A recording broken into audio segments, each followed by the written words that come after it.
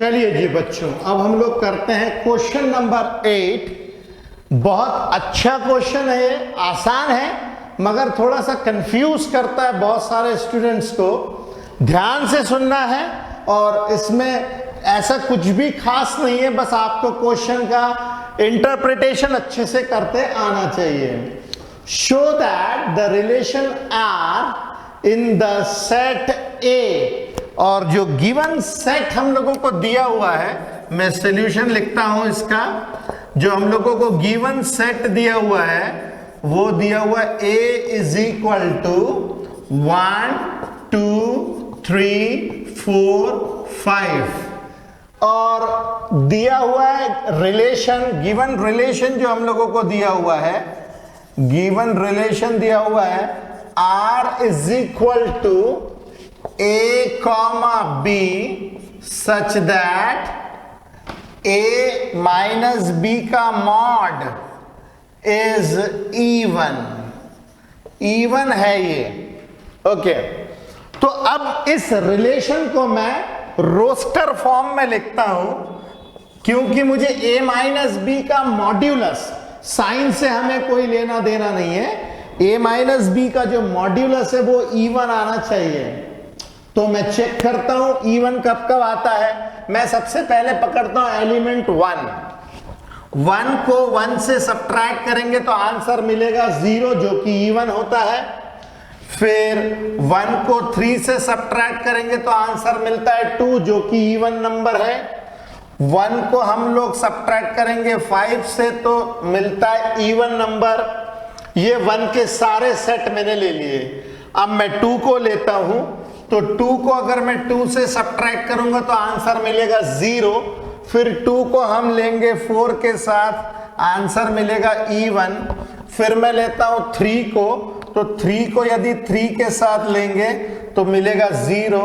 फिर 3 को हम लोग 1 के साथ भी ले सकते हैं, पीछे अगर जाएंगे तो। ओके, 3 को मैं पीछे 1 के साथ भी जा सकता हूं और 3 को हम 5 के साथ में भी जा सकते हैं। तो मैं पहले यहां पे ले लेता हूं 3 1 3 3 5। उसके बाद मैं ले लेता हूं 4 को, तो 4 को हम ले सकते हैं 1 के साथ में, 4 को हम ले सकते हैं 1 के साथ में। फिर 4 को हम ले सकते हैं 2 के साथ में, और फिर 4 को ले सकते हैं 4 के साथ में। फिर अगेन अब हम लेते हैं 5 का सब्ट्रैक्शन हम करेंगे 1 के साथ में, तो 5 1 के साथ में जाएगा। फिर 5 3 के साथ में जाएगा और फिर 5 5 के साथ में जाएगा।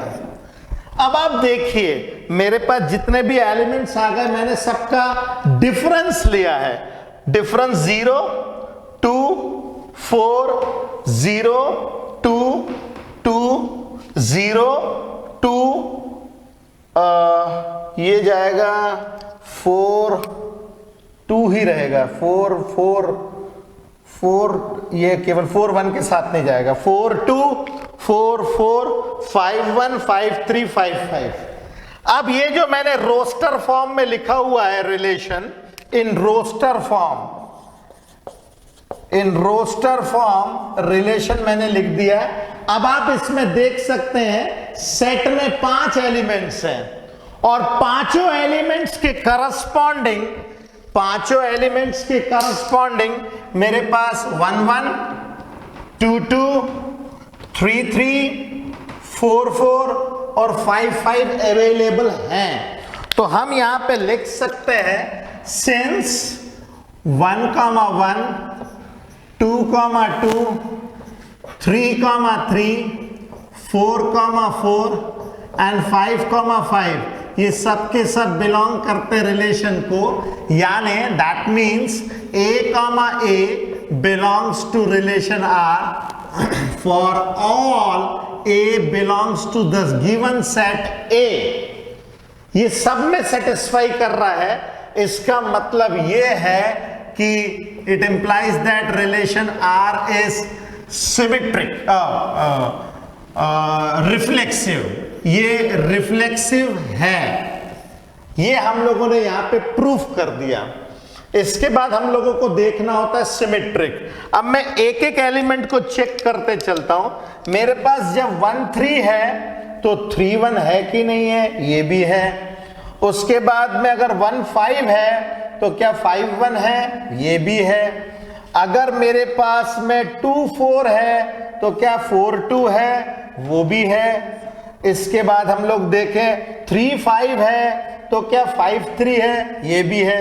अब आप देख सकते हैं इसके अंदर में जितने भी मेरे पास पेयर्स बन रहे हैं, इन सबके करस्पॉन्डिंग मेरे पास उसके जो है सिमेट्रिक कंडीशन को सेटिस्फाई कर रहे हैं।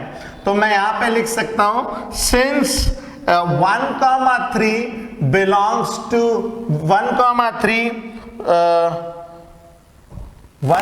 3 belongs to relation, it implies that 3 1 also belongs to relation। और उसके बाद में ले 1 5 belongs to relation और it implies that 5 1 also belongs to relation। इसके बाद हम लेते हैं 2 4 belongs to relation और it implies that 4 2 also belongs to relation। तो ऐसे मेरे पास 6 रिलेशन मिलते हैं, 1 2 3 4 5 6 7 8। अभी और 2 बच्चे हैं।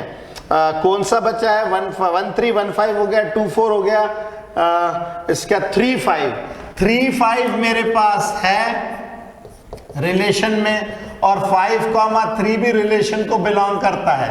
अब इसको यदि जनरलाइज कह लें तो इसका मतलब ये हुआ, अगर a b रिलेशन को बिलोंग करता है, it implies that b a b relation को बिलोंग करता है for every a b belongs to set A। इसका मतलब ये है, ये सिमेट्रिक भी है। इसका मतलब ये है कि relation R is symmetric. Okay, इसके बाद हम तीसरा कंडीशन देखते हैं। अगर मेरे पास 1 3 है, 3 5 है तो मेरे पास 1 5 भी है। अब आप अगर तीसरा एग्जाम्पल देखें ट्रांजिटिविटी को प्रूफ करने के लिए, अगर मेरे पास 1 3 है, 3 5 है तो 1 5 भी है। 1 3 belongs to relation R and 3 5 belongs to relation R. It implies that 1 5 which is also belongs to relation R। 1 3 है, 3 5 है तो 1 5 भी है। मतलब मैंने इसको ले लिया, मैंने इसको ले लिया और 1 5 इसको ले लिया। इसके बाद हम लेते हैं दूसरा। जैसे मेरे पास यहां पे आता है 2 4 है, 4 2 है तो 2 2 भी है। इसके बाद और देख सकते हैं 2 4 है, 4 4 है तो 2 4 भी है। इसके बाद और देख सकते हैं हम लोग 1 5 है, 5 3 है तो 1 3 भी है ना। 1 5 है, 5 3 है तो यहां पे 1 3 भी है। सिमिलरली और भी बहुत सारे सेट यहां पे बन सकते हैं। मैनी मोर सच सेट्स हम लोगों के पास में मिल सकते हैं।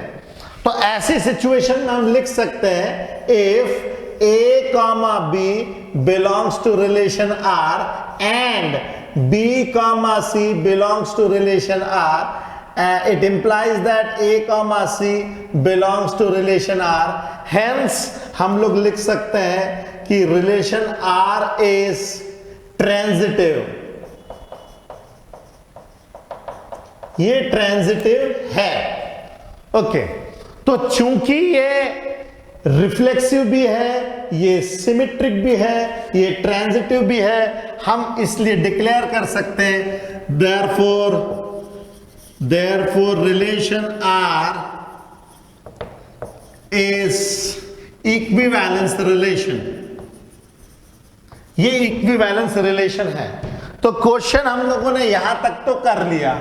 इसके बाद हम देखें तो इस सेट के हमारे पास 2 सबसेट बन रहे हैं, 1 3 5 और 2 4। मेरे पास जो सेट A है मेरे पास सेट है 1 2 3 4 5, इसके दो सबसेट्स में बना रहा हूं, सबसेट्स में बना रहा हूं A1 वो बन रहा है 1, 3, 5 और दूसरा सबसेट बन रहा है A2 वो बन रहा है 2, 4। जब हम रिलेशन देखेंगे तो इस रिलेशन के भी दो हम लोग जो है सेट्स बना सकते हैं और इस सेट के करस्पॉन्डिंग, इस सेट के करस्पॉन्डिंग जो रिलेशन हम लोग को मिल रहा है से 1 1 1 3 1 5 3 1 3 5 3 3 5 3 5 5 5 1, ये मुझे मिल रहे हैं इसके करस्पॉन्डिंग रिलेशंस। तो रिलेशंस में एक और नाम दे देता हूं, रिलेशन R1 ऑन A1, वो क्या मिल रहा है मुझे? R1 मिल रहा है। यहां से स्टार्ट करता हूं मैं 1, 1, फिर मिल रहा है 1, 3, फिर मिल रहा है 1, 5, फिर मिल रहा है 3, 1, फिर उसके बाद मिल रहा है 3, 3, उसके बाद मिल रहा है 3, 5, इसके बाद मिल रहा है 5, 1, इसके बाद मिल रहा है 5, 3 और उसके बाद मिल रहा है 5, 5। ओके, और रिलेशन R2 ऑन A2, ये जो रिलेशन मिल रहा है ये मुझे क्या क्या मिल रहा है? ये मिल रहा है मुझे 2, 2, 2, 4, 2, 2, 2, 4, उसके बाद में 4, 2, 4, 4, 4, 2, 4, 4। अगर हम लोग काउंट करें 1 2 3 4 5 6 7 8 9 10 11 12 13, यहां पे कितने 1 2 3 4 5 6 7 8 9 10 11 12 13। अब आप देख सकते हैं कि सेट A1 के ऊपर जितने भी रिलेशन बनाए R1, उसमें से एक भी R2 में कॉमन नहीं है। अब वो जी यही बोल रहा है, show that all the elements of 1, 3 are related to each other and all the elements of 2, 4 are related to each other, जो हम लोग इसको देख करके बोल सकते हैं। और उसके बाद में no elements of 1, 3, 5 are related to elements of 2, 4।